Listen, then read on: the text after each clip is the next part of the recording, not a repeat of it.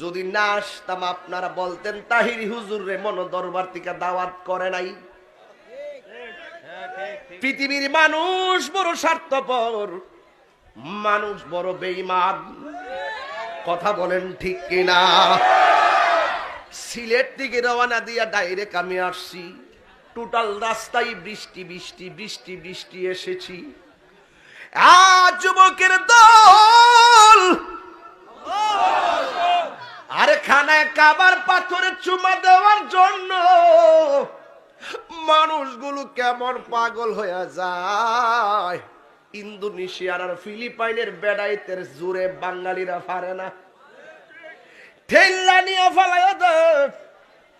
লাস্টে হাত উড়াইয়া উড়াইয়া উড়াইয়া উড়াইয়া ইশারা দিয়া চুমা দেয়, শরীরে দইরা দইরা চুমা দেয়, লাডি তুল্লা তুল্লা ইশারা করে। ও বন্ধু, উমর রাদিয়াল্লাহু তাআলা আনহু বলেন, এখানে কাবার পাথর, তুমি শুধু মাত্র একটা পাথর। আল্লাহর হাবিব যদি তুমি পাথরের মধ্যে চুমা না দিত, আমি উমর পাথরে চুমা দিতাম না। এখানেই কাবার পাথর, যদি আল্লাহর হাবিব তুমি কাবার মধ্যে পাথরের মধ্যে চুমা না দিত, আমি উমরে তুমি পাথরে চুমা দিতাম না।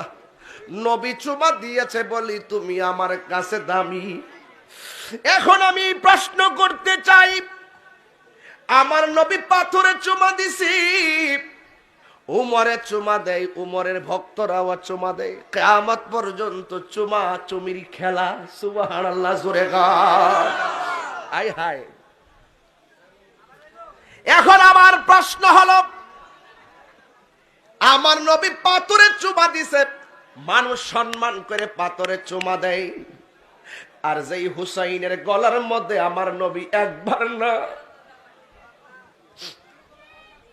যেই হুসাইনের গলার মধ্যে আমার নবী একবার না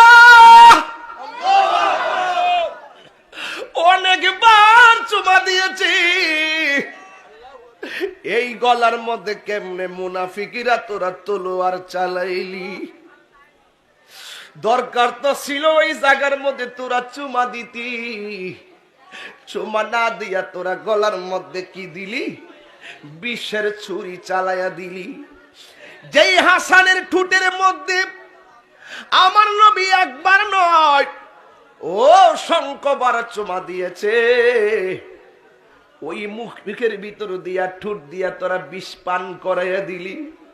হুসাইনে যাইয়া কয়, ও ভাই হাসান, এইরকম কেন করতেছেন? ইমাম হাসান মুজতাবা বলেন, মনে হয় কে যেন আমারে খাবারের সঙ্গে বিষ পান করাইয়া দিছে।